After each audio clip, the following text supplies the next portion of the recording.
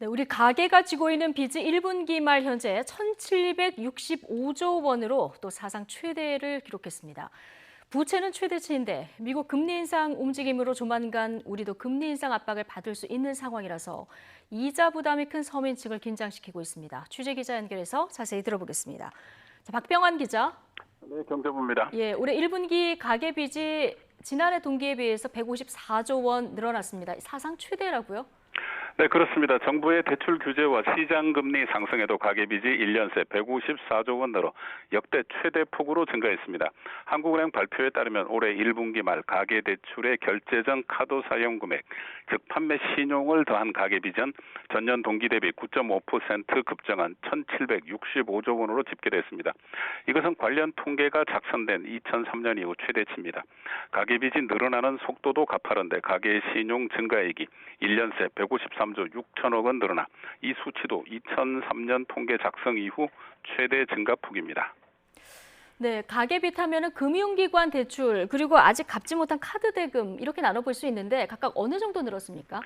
네, 가계빚, 즉 가계 신용의 대부분인 95%를 차지하는 가계대출은 1분기 1,666조 원으로 1년 새 144조 2천억 원이 늘어나 9.5% 증가를 보였습니다.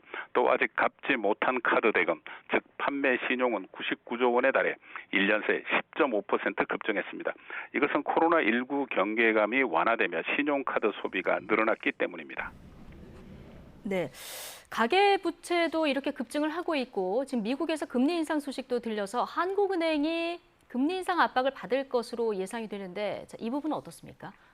네, 그렇습니다. 코로나19 사태 이후 엄청나게 시중에 풀린 유동성을 회수하기 위한 각국 중앙은행의 움직임이 빨라지고 있습니다. 유동성 공급을 줄이기 위한 조치, 즉 테이퍼링이라고 하는데요.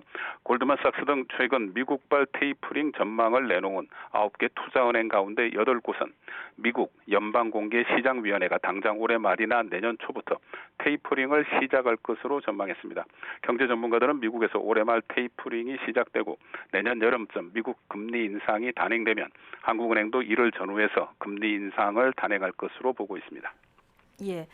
자, 금리가 인상되면은 이자 부담이 가중되지 않겠습니까? 서민들과 중소상공인들의 삶이 더 어려워지지 않을까 이런 우려도 나오는데요.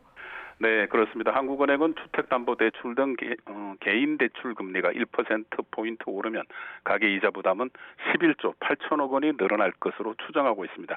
늘어나는 이자 부담 가운데 절반은 저소득층과 중산층에게 몰리게 되는데 소득 분위별 이자 증가액을 따져보면 소득 하위 20%인 1분위가 5천억 원, 2분위가 1조 1천억 원을 추가 부담하게 돼 서민들의 고충이 가중될 것으로 보입니다. 미국이 금리 인상을 단행하면 우리도 뒤따를 수밖에 없어 금융당국은 치밀한 준비가 필요할 것이고 서민들도 금리 인상에 대비한 대책을 서둘러야 할 것입니다.